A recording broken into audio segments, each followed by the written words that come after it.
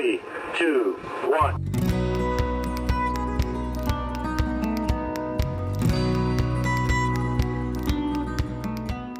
All right, welcome back to Show Me Trucks. In this video, I'm working on the exhaust on my 67 back here. I'm converting to four-wheel drive and working on the gauges, redoing factory gauges, cleaning them up, making sure everything works.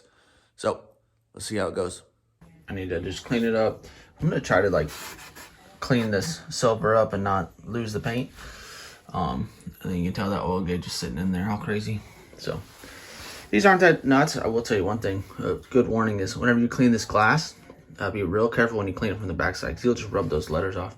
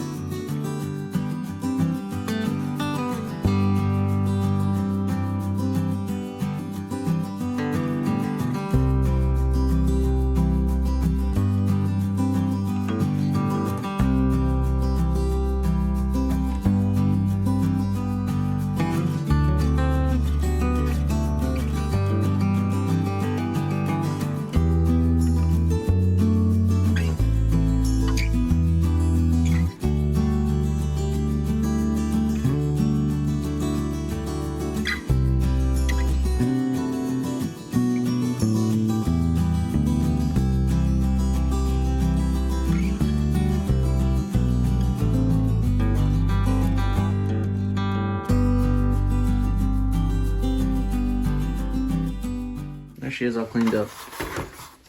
Nothing to write home about.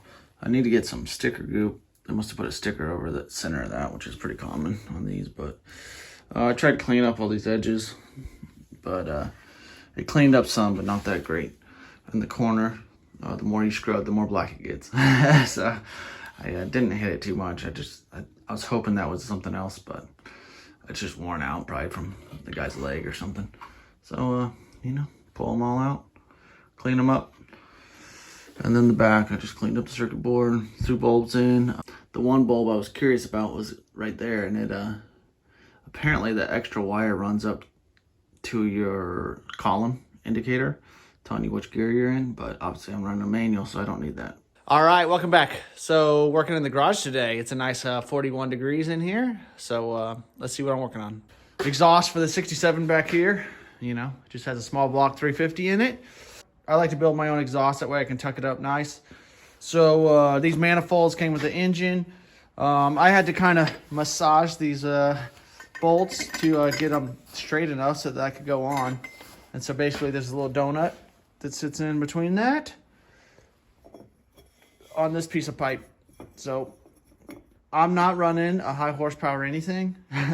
So it's just 2-inch exhaust. And then I think these tubes are more 1 3/4, some are 2. It's kind of flared and bent weird. So, we'll see how it goes. I'm going to make what I can. I don't have my mufflers here, but that's not really that big of a deal. I'll make it where I need it to end. And then whenever the mufflers come in, I'll just toss those on there and clamp those on. Let's show you how we're fitting. So finally I got those up in there. Tight like they should be from the factory. I think the factory manifold's actually kicked back that way, but this is what was on it. This is what I'm gonna run. So it doesn't barely bother me. I'll just bend that pipe underneath and get that running back. And I'm not as worried. This side, yeah, you have some linkage, but obviously it's gonna drop and go below that. It's not really a big deal. I just wanna tuck everything up real tight. I think I'm gonna run it back through that, above that cross member right there. I'm gonna see how tight it gets right there, but I think that's what I'm gonna do, which will make it a little bit of a pain probably to get it in and out. I like your exhaust nice and high. And then I think I'm gonna throw that starter up in here, that way I don't have any issues with clearance. And then obviously you want to start bending it pretty quick, because you don't really want this hanging down close to your differential at all. Let me show you what I'm working with. But it'll clear that starter. And then the same thing, I'm indecisive. I think I could, if I really want to get crazy, I think I could run it right under the cab right there. But I also could just run it right under the frame rail. I really don't want it hanging down that far, but I'm going to see. This side will be a little trickier, I think, because of the starter a little bit, but mainly because of the transfer case right there. Covers up that hole, and then obviously I'll have to watch out for the drive shaft movement, even though it had to hang pretty far down there to get into that. But, you know, baby steps. And then this is all that exhaust pipe I got for $5 at an auction, and it's new, but obviously rusty because it's been sitting around a little bit. So I'll clean it all up and cut it to shape and get her tucked up in there. So this is not a high dollar truck like I keep saying. So I went and got some mufflers, kind of cheaper generic mufflers, 2-inch in and out. I already had a couple clamps, and I think I have some more floating around here somewhere. So first pipe I'm working on. I didn't have enough bend. Like I said, I'm reusing all these. So I had to weld on a piece, and I had to TIG weld everything. So it will be a little bit of a slow process, but I needed this to bend and come up more flat with the frame. So I need a little more arch. So now I can test fit it, mark it, and then cut it. I'm just setting up a little tripod over here to film because I'm trying to get super detailed. I'm making exhaust is exhausting. You know, it's such a long process. Just tons and tons of test fitting. I'm sure there's guys that can do it quicker, and there's guys that can do it slower. So let's see how I do.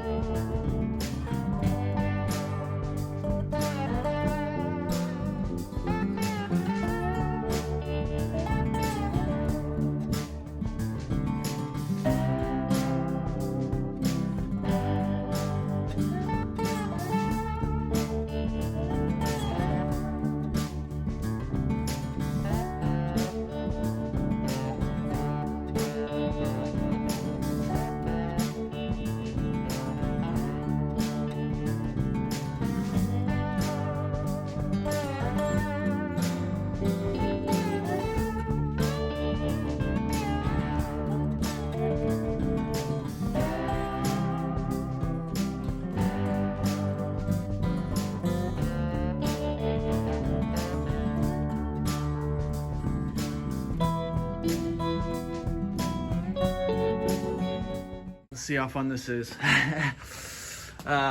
So basically that long piece I had to cut it right here, right after it comes out, and start making that bend right there. That way I can keep it nice and high.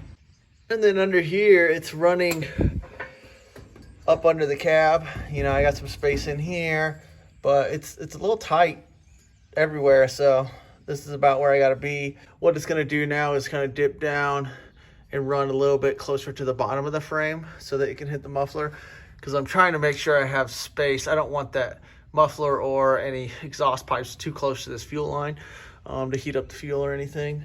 And then whenever, I know it's kind of bright, whenever you get up in here, it's running nice and clean, and your starter mounts here, so you got some space in here. So nothing crazy. I like it. You got tons of space, man. Compared to that 36, I got tons of space. So I've been having to TIG weld everything. So like I said, it's just taking a little bit of time, but you got space in there. So now I need to throw the muffler on these jack stands, get that in place, and then build to the muffler, because obviously you don't want your muffler hitting anything, and there's two, and you got to watch the drive shaft, so it gets a little tight running exhaust. But like I said, nothing like running exhaust on that 36 over there. So we got to stick a 6 foot, and this is 1 7/8. I have everything run up behind the axle, and it's dumping right there. And so I'm gonna make that last bend and then dump it out.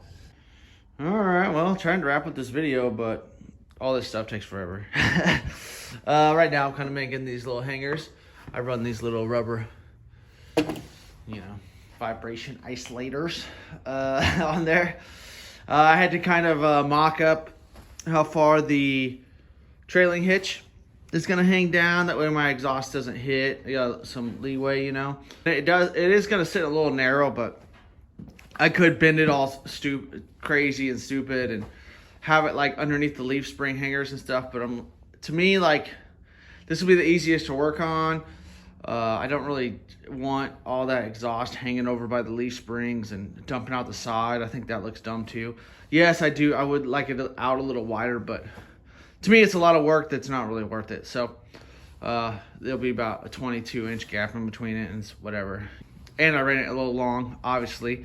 I had to go measure my bumper. I didn't realize my bumper hangs down like 8 inches, you know, so it hangs all the way down to the bottom of that trailing hitch mount, which is nice because to me, I was like, man, this thing seems like it's going to be looking ridiculous, but whatever.